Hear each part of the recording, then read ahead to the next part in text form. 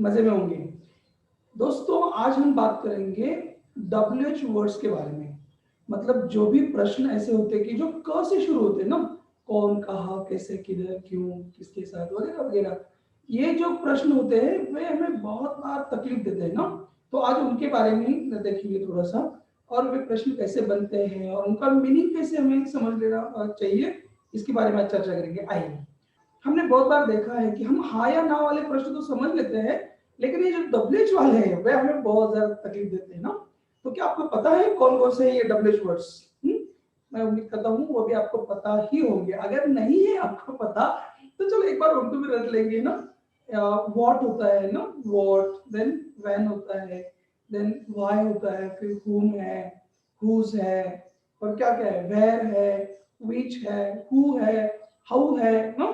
तो इन सब वर्ड्स के बारे में जरा जरा जरा जरा देख लेंगे और इनके प्रश्न कैसे बनते हैं वो भी देख लेंगे। सबसे पहले तो आपको ये बात जरूरी है पता होना कि व्हाट का मतलब क्या है, राइट ना। व्हेन का मतलब क्या है, कब। व्हाई मतलब क्यों ना, क्यों गए थे उधर। हुम का मतलब क्या है, हुम डिड यू हेल्प, किसे। हुज, किसका। विच, नो, कौन सा। और फिर वेयर है, वेयर मतलब क्या, कहाँ ना। देन क्या, हाउ का मतलब क्या है, किस तरह से, कैसे किया आपने ये सब। और हु भी होता है, हु मतलब कौन, बताओ कौन था तुम्हारे साथ, है ना। तो हु ये भी है। तो ये जो नौ है ना, ये प्रश्न में सबके पहले आ जाते हैं और प्रश्न बनाते हैं। लेकिन उसके आगे थोड़ी सी कहानी है। आपको इनके मीनिंग पता होते हैं, ठीक है ना। लेकिन क्या आपको ये भी पता है इनके पहले भी अगर कोई आ जाए ना, प्रीपोजिशन आ जाए, तो इनका भी मीनिंग चेंज हो जाता है। अब देखो, व्हाट का मतलब क्या है, क्या, राइट ना। लेकिन अगर उसके पहले आपने और एक प्रीपोजिशन ऐड कर दिया, इन लगा दिया सपोज, इन, तो इन व्हाट, अगर इस तरह से बन गया ना, तो व्हाट का मतलब क्या नहीं बनेगा उस टाइम, ठीक है ना। तो जैसे आप इन लगा रहे हो तो इनका मतलब क्या है, अंदर है ना, किसी चीज में, तो में लग जाएगा। तो इन व्हाट रूम, तो क्या उसका मीनिंग चेंज हो गया, कौन से रूम में, इन विच रूम की तरह से हो गया। In what problem, in what direction, कौन सी डायरेक्शन में, इन व्हाट केस, कौन सी केस में। तो किस तरह से, ये जो है ना, उसके जैसे इसका मतलब आ जाता है जब उसको प्रीपोजिशन लग जाता है। अबाउट व्हाट, अबाउट व्हाट, देखो व्हाट का मतलब तो क्या था, लेकिन जैसे उसको अबाउट लग गया, अबाउट मतलब, अबाउट का मतलब क्या है, बारे में ना। मैं आपके बारे में बात कर रहा हूँ, I am talking about you. लेकिन व्हाट को लग गया अबाउट, अबाउट व्हाट, किसके बारे में, कौन सी चीज के बारे में, ठीक है। मतलब समझ लो, व्हाट जब बोलोगे तो किसी चीज के बारे में हो जाएगा, और आदमी के लिए बोलोगे तो अबाउट हुम बोलोगे आप, अबाउट हुम, किसके बारे में, समझ रहे हो। तो इन लगा दिया व्हाट के पहले, अबाउट लगा दिया, विदाउट लगा दिया, विथ लगा दिया। विथ व्हाट, कौन सी चीज के साथ, समझ रहे हो। अंडर व्हाट, कौन सी चीज के नीचे, अंडर व्हाट। तो आपको बताने वाली चीज ये है कि खाली इतने WH वर्ड्स मत ढूंढो, उनके पहले कौन सा एक प्रीपोजिशन लग रहा है उसको ढूंढो, फिर आपको थोड़ा सा अलग से प्रश्न समझ में आ जाएगा। अभी हुम है, तो हुम को भी अगर हमने लगा दिया कोई प्रीपोजिशन, फॉर हुम, तो फॉर का मतलब तो क्या है, लिए है ना, फॉर मी मेरे लिए, तो वैसे फॉर हुम, किसके लिए, अबाउट हुम ना, किसके बारे में, ये बात है। तो प्रीपोजिशन अलग से चेंज कर रहा है। कोई और ले लो, हुज ले लो, हुज ना, हुज का मतलब क्या होता है, किसका होता है ना, हुज नेम, किसका नाम। लेकिन अगर उसके पहले इन लगा, इन इन हुज रूम, तो किसके रूम में, इन हुज क्लास, किसकी क्लास में, इन हुज लाइफ, किसकी लाइफ में। तो ये प्रीपोजिशन पहले आकर उसका चेंज कर रहा है मीनिंग। अगर आपको ये बात समझ में आ रही है तो अब आप थोड़ा अपना पढ़ाई का थोड़ा समझने का ढंग बदल दो, उसका डायरेक्शन चेंज कर दो।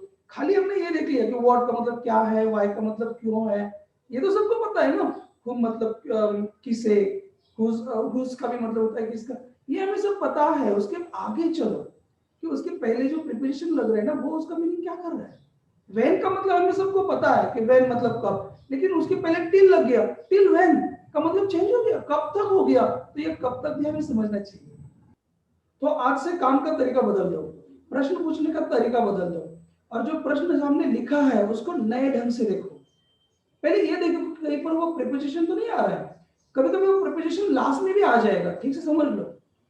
What are you talking about, इस तरह से क्वेश्चन है, तो ये व्हाट के पहले प्रिपोजिशन नहीं आया, लेकिन इसका प्रिपोजिशन कहां पर हो गया, लास्ट में आ गया कि what are you talking about. तो अबाउट भी व्हाट के संग है, हमेशा समझ लो दोस्तों, अगर प्रिपोजिशन से क्वेश्चन एंड हो रहा है तो वही प्रिपोजिशन आप पहले वाले जो डब्ल्यूएच वर्ड है उसको कनेक्ट कर दो, then what are you talking about, तो अबाउट व्हाट के संग है, समझ रहे हो। What are you working for, तो फॉर जो है ना वो व्हाट के साथ है, ये भी बात समझने लायक है। तो इस तरह से डब्ल्यूएच वर्ड्स कभी कभी अकेले आते हैं और कभी कभी उनके साथ में प्रिपोजिशन लेके आते हैं, तो प्रिपोजिशन उसके साथ जब जुड़ेगा तो उसका मीनिंग क्या होगा ये हमें पता होना बहुत जरूरी है। Getting what I am saying about, तो उसके ऊपर फोकस करो और फिर आप जाओ कि सवाल कैसे बनते हैं, फिर आपको पता चलेगा अच्छा इसका मीनिंग ये है क्या। So many times it happens that we are not understanding the meaning of the questions. क्यों नहीं हम समझते प्रश्न का मीनिंग, उसका कारण ये है कि आप अपने रट्टा कौन सा मारा है, व्हेन मतलब कब, व्हाई मतलब क्यों, व्हिच मतलब कौन सा, ये किया है आपने, उसके साथ जो प्रीपोजिशन जुड़ रहा है उसकी तैयारी नहीं की। अब धीरे धीरे आगे चलो, जितने भी हेल्पिंग वर्ब्स है am is are was were do does did have has had shall should will would can could may might must, ठीक है, यूज्ड टू डैन इट और टू को ले सकते हो। तो उनको अब इतने हमने जो वीडियोस बनाए हैं इतने सब पहले, उनको भी ठीक से देखो, उनका प्रश्न यस नो का कैसे बन रहा है, उसके पहले ये लगेगा डब्ल्यूएच, पहले कितना था कि आर यू गोइंग देयर, आप उधर जा रहे हो क्या, उसके पहले व्हाई लगा दिया पहले, तो क्या बन गया why are you going there, प्रश्न वही था, यस नो वाला क्वेश्चन वही था, उसका डब्ल्यूएच कैसे बन गया, पहले लग गया व्हाई, तो why are you going there, तो क्यों जा रहे हो, ये बन गया, समझ रहे हो। व्हेन लग दिया, उसके पहले व्हेन लगा दिया हमने, when are you going there, कब जा रहे हो, getting, with whom are you going there, with whom लगा दिया तो उसका मीनिंग चेंज हो गया, किसके साथ जा रहे हो, विथ whom। जैसे अमीजार के प्रश्न है वैसे ही बाकी है, आगे चलो वॉज वर का प्रश्न ले लो, वर यू रेडी, तो इसका मीनिंग तो आपने पहले कर लिया क्लियर से पहले वाली वीडियोस देखकर कि वर यू रेडी, आप तैयार थे क्या, वर यू रेडी, उसके पहले वाई लगा दिया, वाई वर यू रेडी, तुम क्यों तैयार थे, व्हेन वर यू रेडी, तुम कब तैयार थे, हाउ वर यू रेडी, तुम कैसे तैयार थे, इस तरह से। Were you driving the car, तुम गाड़ी चला रहे थे क्या, why were you driving the car, पहले व्हाई लगा दिया, तो क्यों चला रहे थे, तो पहले तो ये एस नो वाले क्वेश्चंस कैसे बनते हैं वो पहले समझ लो, हेल्पिंग वो बाहर निकल के आएंगे तो बन गया एस नो वाला क्वेश्चन, उसके पहले ये डब्ल्यूएच आ जाएगा तो बन गया डब्ल्यूएच वाला क्वेश्चन, ठीक है ना। डू वाला क्वेश्चन ले लो आप, do you like this, do you like this, क्या तुम्हें ये चीज अच्छी लगती है, क्यों लगती है, व्हाई लगती है, why do you like this, how do you like this, इस तरह से। तो व्हाट आर यू टॉकिंग, अगर ये क्वेश्चन है सादा वाला कोई भी, व्हाट आर यू टॉकिंग, तो आप क्या बात कर रहे हो, तो about what are you talking, किसके बारे में बात कर रहे हो, व्हाई डू यू क्राई, क्यों रो रहे हो, तो व्हाई लगा दिया, डू यू क्राई, रो रहे हो, तो व्हाई लगा दिया पहले, व्हाई डू यू क्राई, समझते हो। डज का क्वेश्चन है, अगर किसके दूसरे के बारे में कुछ भी बता रहे हो, जैसे कि डज ही अंडरस्टैंड, उसे समझता है क्या, व्हाट डज ही अंडरस्टैंड, उसे क्या समझता है, तो व्हाट लगा दिया, तो डज ही अंडरस्टैंड के पहले व्हाट आ गया, तो प्रश्न बन गया कि नहीं बन गया, दैट इज इट।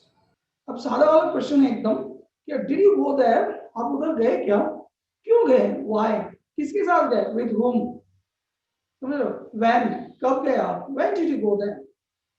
डब्ल्यूएच प्रश्न बनाते हो तो डू का हो, डज का हो, डीड का हो, खाली आप उसको आगे ला रहे हो किसे, डब्ल्यूएच वर्ड को, फिर व्हाट हो, हाई हो, कोई फर्क नहीं पड़ता।